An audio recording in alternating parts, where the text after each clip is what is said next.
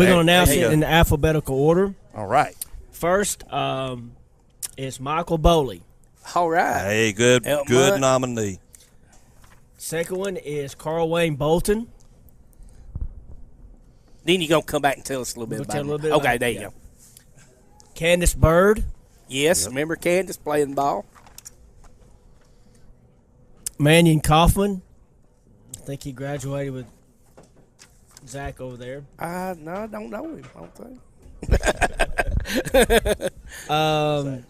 The next one, Herb Hanna. Heard of that guy. I forgot him being from Limestone County. Yeah, he is. He played football at West Limestone. Oh, awesome. Right. Billy Hargrove. Yeah. And last, I believe, is Keith Scripture.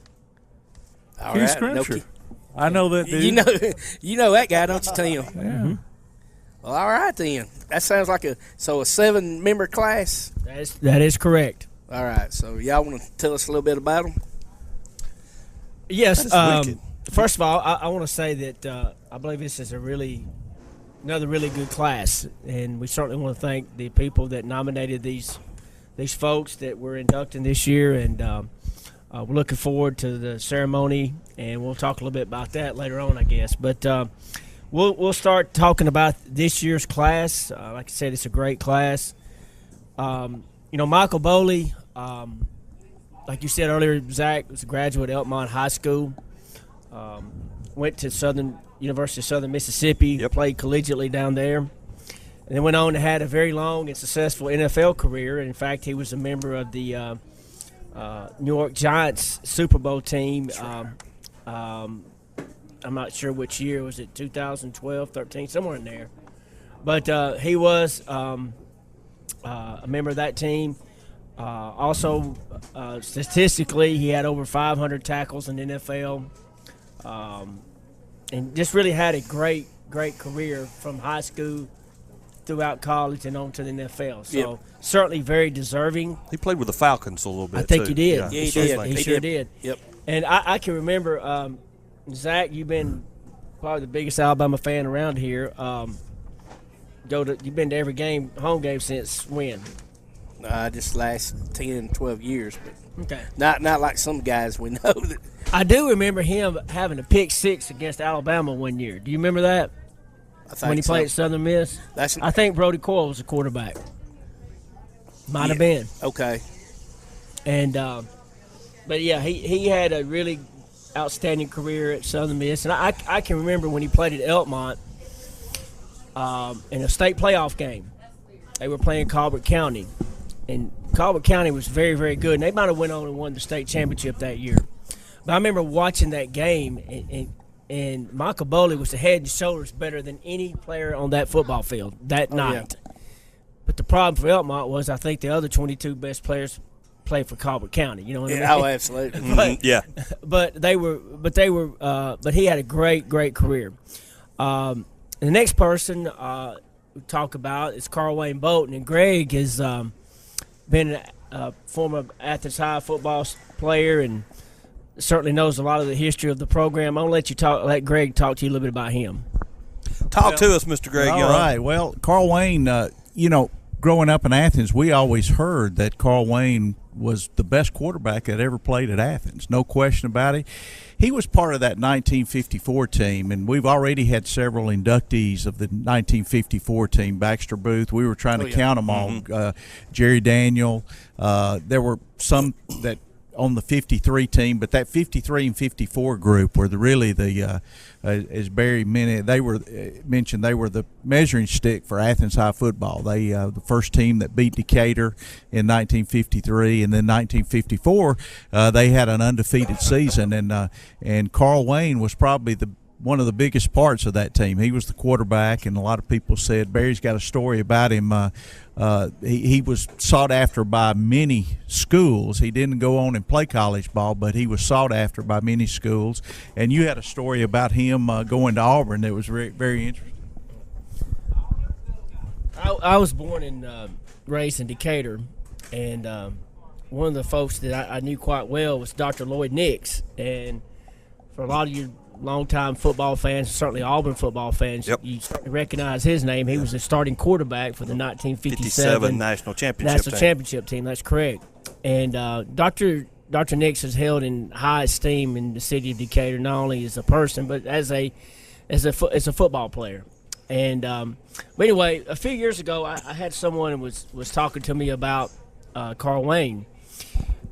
Him and Dr. Nix graduated the same year from high school, and during the summer All-Star game leading up to both of them going to Auburn, I think Carl Wayne was the starting quarterback on that All-Star team. I think Coach Elmore might have been the coach of that team, and Dr. Nix was the halfback. Well, Carl Wayne went on to Auburn, but he didn't for reasons that we're not aware of. But he left and came home, and Dr. Nix became the starting quarterback. How well I'll be. Now, that's a story that I heard. Now, the validity of it, I don't know, but who's to say? If things had been different, that Carl Wayne might have been the starting quarterback on the 1957 Auburn National Championship team. But anyway, that's the story I heard, and like I said, I don't know the validity of it, but we certainly know that Carl Wayne was an outstanding high school football quarterback. And Greg and I were talking earlier until some guy with the last name of Rivers came along, he was the kind of the measuring stick, the gold standard quarterbacks at Athens High School. Okay. I don't know who that Rivers kid is. Well, Carl Wayne was all conference, all TVC back in those days, co-captain, all-state, all-American. That particular team was ranked second in the state with a 9-0-1 record. And he was also a great basketball player. He played basketball with Athens. They came in fourth in the state that year in basketball. So, but like I said, up until Rivers and Rob Ezel, right, Carl Wayne Bolton was the quarterback name that everybody knew. So very, very happy to have him as an inductee this year. I played with his son, Blaine Bolton, was on our 75 state championship team. He was I was one quarterback and he was the other cornerback. So played with him, and he was a great athlete as well. Greg's just a couple years older than me when I was in school. Not much. I graduated with his wife. So. All right, who else we got? Right. Third on the list is Candace Bird. Candace Bird was an athlete at Tanner, 96 through 2000. And I tell you what, when you look at her record, I mean, that's hard to believe. She was a, get this, 5-time all-county performer at Tanner in basketball. Yeah, she started 7th, 8th grade. 8th grade through the 12th grade. She was all county. She was most valuable player in the 11th and the 12th grade. She was all area, Decatur Daily all area team for 5 years. Player of the year for 2 of those years. And she was second team All-State as a 9th grader and first team in her 10th and 11th and 12th grade years. So it was very impressive, to say the least. That's some records there that I don't know, but hard to match that. Absolutely. And she went on and played in the Alabama-Mississippi All-Star game. She ended up being a basketball coach at R.A. Hubbard, and a very good coach, won the 1A state championship in 2018. And she was 1A coach of the year, all-county, all-area, in volleyball also. So quite a list of credentials there for Candace Bird from Tanner. Awesome. That's great. Doesn't know her personally, but I just remember when she played, and she pretty much dominated. Like what you see now, what East Limestone's got with Jaira Rogers starting as a 9th grader. That's Candace Bird was that person back in the day. Right. Next on the list is Dr. Mannion Kaufman. Dr. Kaufman was a athlete, 3-sport athlete at Elkmont. He was 1967 honorable mention Prep All-American football player. That's in the Coach and Athlete magazine, All-American. In 1967, he ran for 19 touchdowns and passed for 6 more as an all-county player, an all-Wheeler Basin player, and all-state player there at Elkmont. Barry, I think you know a little bit more about or have a little more information about what others have said about Dr. Kaufman. A few years ago, we had inducted Michael Davis from Elkmont, running back. And I think I had written an induction story on Michael, and I had interviewed Coach Marvin Young. And Coach Young had coached numerous high school players over the years and surrounded himself with a lot of good running backs. Some of the people other than Michael that comes to mind from the Athens high school teams was guys named Freddie Smith and Adolph Cosby. Never heard of him. Never heard of him. Never heard of him, yeah. Well, when I was talking to him about Michael, he said he coached. There's 4 running backs he coached that's just absolutely head and shoulders above anybody's ever coached, and that was Freddie, Adolph, Michael, and Mannion Kaufman. That's pretty big. That's pretty big, huge company. Yes, and I think in the 1960s, you probably can make a case that Mannion was as good a running back that was produced in this county during that time frame. I mean, he was that good from what I heard. So certainly he's deserving to be inducted in this year's class, and we're looking forward to his induction.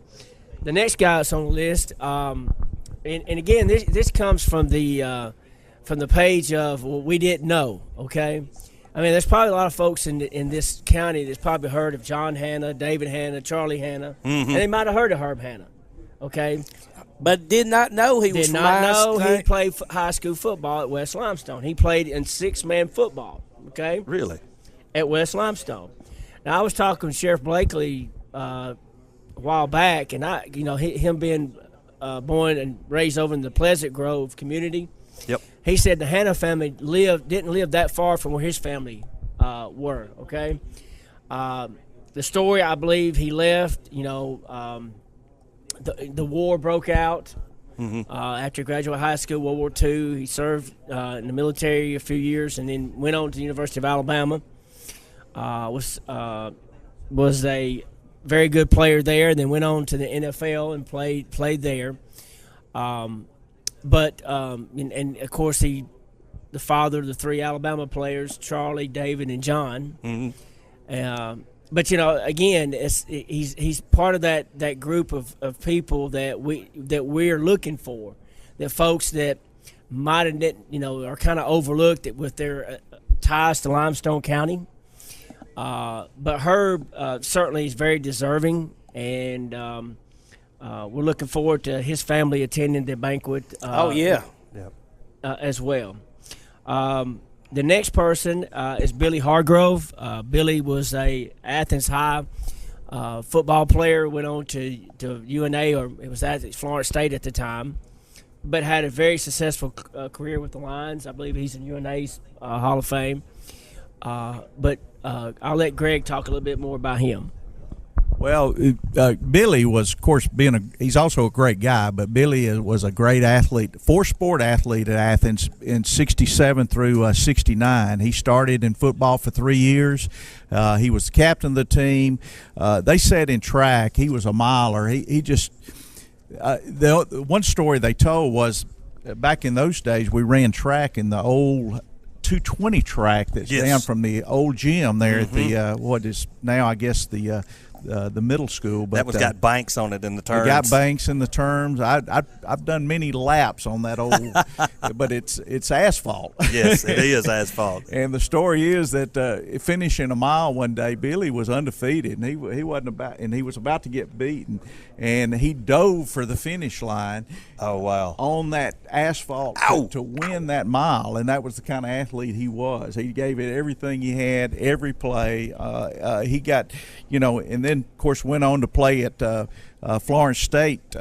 He was a 3-year starter. He led the team in interceptions as a sophomore and a junior. Fumble recoveries, he led that as a senior. Posted 98 tackles, and he was academic All-Gulf South Conference. But Billy was kind of the Charlie Hustle of the day back there for the Athens Golden Eagles. Very awesome. And I don't think we've had as many recommendations for a player to be in the Hall as we have for Billy Hargrove. Hey, and I just thought about it, and I texted. I thought I knew the answer to this, but I texted Beanie. I said, "You can." Said that's his brother. That's his uncle. His daddy's Gus's brother. That's right. And Coach Legg texted me, said right when he heard, he said Miss Hargrove, who taught me in school and was there at Athens, and that said that was the reason he become a teacher, because his wife, Miss Hargrove. So, awesome. so good to see. We'll get to see Billy and Jan there. But congratulations! I can remember that back when we were kids, Gary and Ricky, they were always talking about Billy. He was their hero, as he should have been. He was a great player. That's awesome. All right, you want to? Last but not least. Last but not least. Tim may know more about this one. Then. Yeah, we might have to let Tim talk about this guy. Yeah, I'll turn it over to Tim here a little bit after the introduction. Keith Scrimshire was a former Athens Bible School standout, baseball and basketball. I think his senior year he was 19-1 with 18 maybe shutouts and 4 no-hitters. I mean, he had a phenomenal season. He was obviously the most valuable player.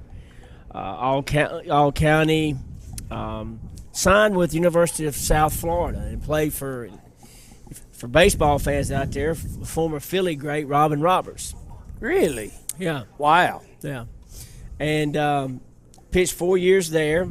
Had a good career there. Was drafted in the 22nd round by the New York Yankees in 1977 and by the Dodgers in 79 and 80. And then later on by the Cincinnati Reds in 1979. And he was, I think he pitched a couple years in the Cincinnati system before a rotator cuff injury.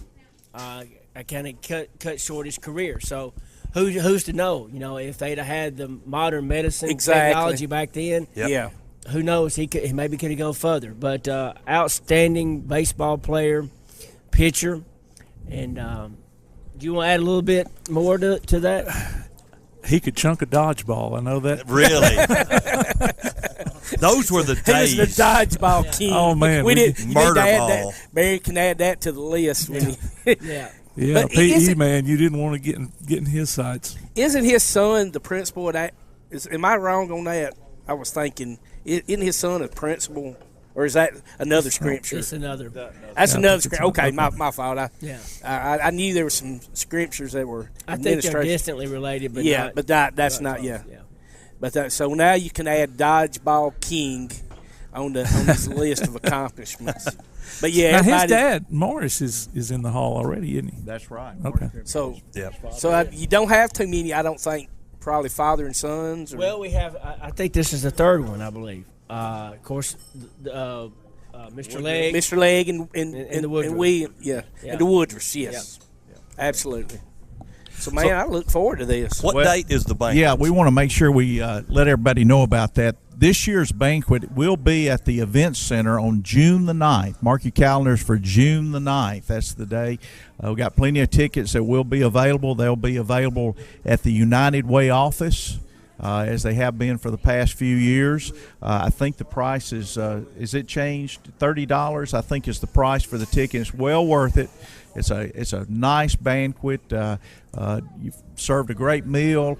You get to hear the speeches of each of the inductees. We try to limit it so it doesn't go too long, but in most cases it works out great. Yeah, I watched WWE Hall of Fame last night, and it lasted like 4.5 hours, 5 hours just for 6 or 7 people. So it's good that, you have some kind of limit, on that, because I know other people are, but a lot of good war stories. A lot of good war stories told by former players and coaches that attend too. So, oh, absolutely. What you don't realize, we've made a special effort to get all our past inductees to come back to the banquet. And many of them do. Freddie Smith has come every year. You were talking about him, but all of those guys that come back, it's worth it just to come back and see and shake hands with those guys. And tell us about the golf tournament. Yep, and then 2 days before the banquet on Thursday, I think June the 7th,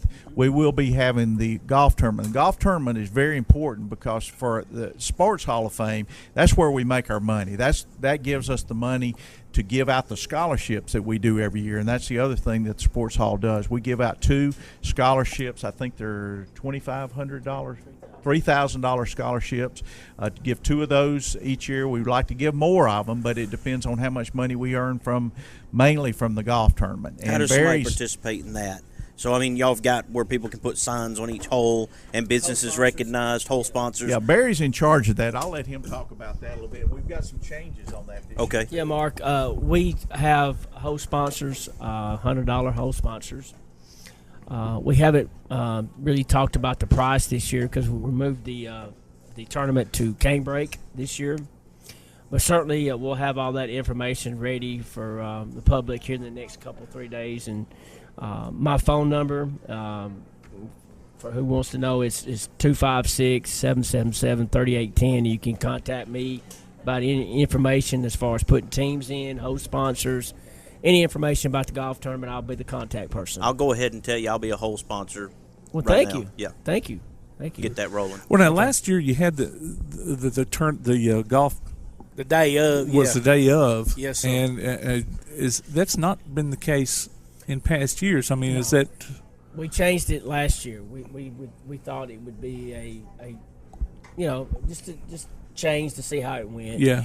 It was okay, but when you got people, it's time to work two events, during Yeah. the day, and if you got people that are planning the tournament and they're having to go to get ready for the banquet. So, and last year the rain got us. It was just miserable, but we had a good turnout. But we feel like this year we can do better.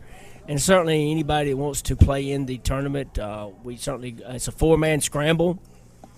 We'll have certainly prizes that go out to the winning teams. But like Greg said, the main purpose of our golf tournament is our primary fundraiser. All right, and it helps fund these scholarships, and certainly anybody that enjoys playing golf would enjoy coming out there. We have our former inductees that come out, and it's just a good time. Really is. Well, and maybe some radio station or a radio show will get invited back, and we can maybe just trying to put it out there, Tim. They've probably got an all-time invite. Oh, well, we're there. That is a lot of fun, though, to get to talk to those people who are receiving that honor and that recognition, be able to talk a little bit about what they did in the past. And I know from my personal experience, and I know you guys when y'all played, it's always fun to talk about the good old days, and that's one of the things that this does give those guys. And you're talking about the people that keep coming back. Those relationships never end. Those are very strong bonds that we have between fellow players, and I know it's a great time for them to recollect and to have those stories and to talk about those things, and that's one of the biggest things to me, is seeing people just enjoying thinking about those times before. Mm-hmm. Well, guys, we want to thank you very much for coming and especially making this announcement here live on Applebee's Tailgate Talk, and we can't wait to do the banquet. Hopefully things work out with us. So Absolutely. And Coach Legg said, BD, you did get it right. It's Cincinnati, That's not correct. Cincinnati. It is. Cincinnati. That's what he said. You did say it correct. It is Cincinnati. It sure is. That's between you and him on that one. You say Cincinnati, But let me I just say say this. Cincinnati. We do appreciate all the work you guys have done for us over the years, all the publicity that you've given us. I know everybody on our board appreciates it, and we look forward to working with you guys, and we certainly appreciate you allowing this to be a forum to release this year's class. we want to say what an honor it is for you guys to come out here and release it with us. So it's mutual, very mutual. Yeah, and I mean, we'll end up our regular live season. If y'all can come back and do a spotlight show, we can have more time to. And maybe we can bring some of the. Maybe we can get stuff. some of the guys. Come in. If we talk could do to us. that. Yeah, But just don't let Mr. Scrimsher bring his murder ball with him, because that's I'm right. too old to duck. No dodgeball. No dodgeball. Hey, it's time to take a break, you guys. It's been a great segment. Thank y'all. We'll come back for the last hour. You've been listening to Applebee's Tailgate Talk on WKAC, the Big 1080.